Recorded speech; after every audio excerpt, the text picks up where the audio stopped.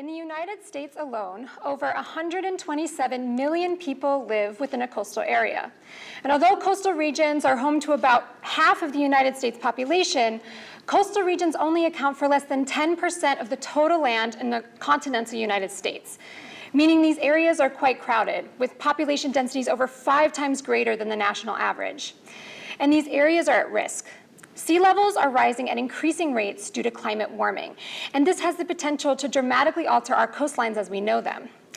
But our coastlines are dynamic, and coastal wetlands can help protect against sea level rise by literally building up our coasts. Marsh grass and mangrove tree species have specifically adapted to live on this moving edge between oceanic and terrestrial environments, and they use their roots to help build up and hold our coastlines together. Slow rates of decay in these systems also allows for a buildup of sediment, helping these wetlands keep up with sea level rise. Although coastal wetlands play an integral role in protecting our coasts from both sea level rise and storm wave surges, they are generally thought of as wastelands. Mangrove ecosystems specifically have historically been used as a dumping ground for urban, agricultural, and aquacultural waste. This provides excess nutrients, for example, nitrogen, which can dramatically alter mangrove growth and below-ground processes such as decay of organic matter or decomposition. We know that nitrogen pollution has the potential to reduce below-ground growth in mangroves in favor for growth above ground.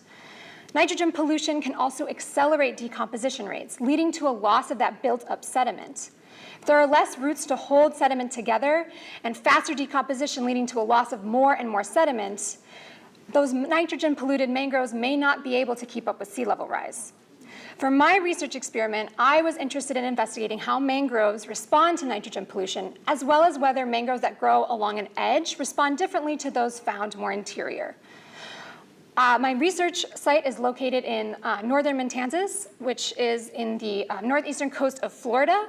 And in March of 2022, I set up a fertilization experiment using 10 creek edge and 10 interior mangrove plots. And although in the early stages of my experiment, there's already an observable nutrient effect. And after more data collection and analysis over the next 6 months, I hope to provide a better understanding of how nitrogen-induced changes in mangrove growth and decomposition may alter this Floridian wetland's ability to keep up with sea level rise. Coastal wetlands will continue to be impacted by both sea level rise and nutrient enrichment, but by identifying more vulnerable coastal areas, we will be better able to predict and hopefully mitigate the impacts of climate change and sea level rise. Thank you.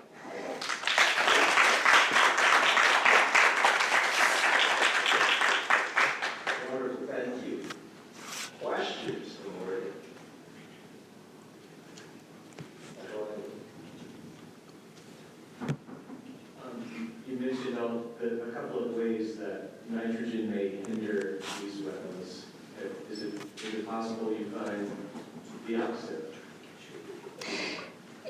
We could. It depends on whether or not we do see a nitrogen effect on decomposition, since that is where you're losing some of that built-up sediment.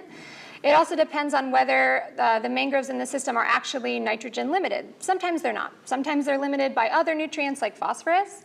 So if these mangroves, which we have some reason to believe they are nitrogen limited, they may not, or they may actually respond in this manner like I described, and they may actually not be able to keep up with sea level rise. But it is site-specific and nutrient limit specific.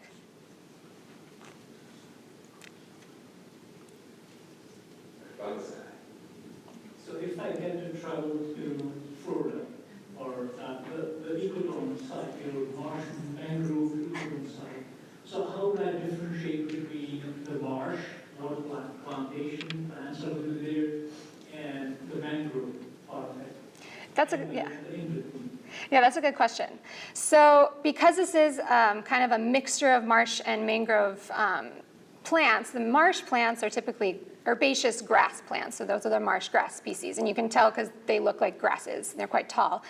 Mangrove trees are a shrubby kind of tree. They look just like a miniature little tree growing. And so you can definitely tell a difference between these two species.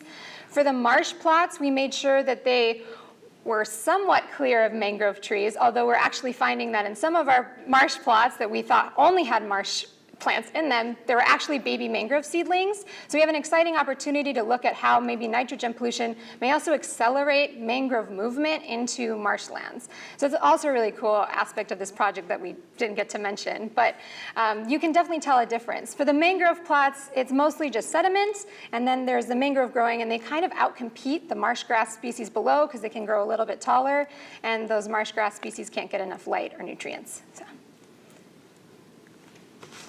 We have about 40 seconds for the question right here.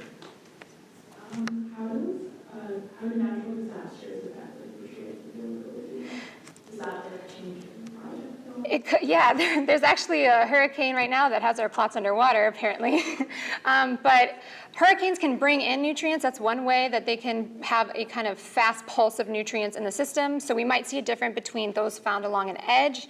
They may have more readily access to nitrogen or other nutrients than those that are more interior.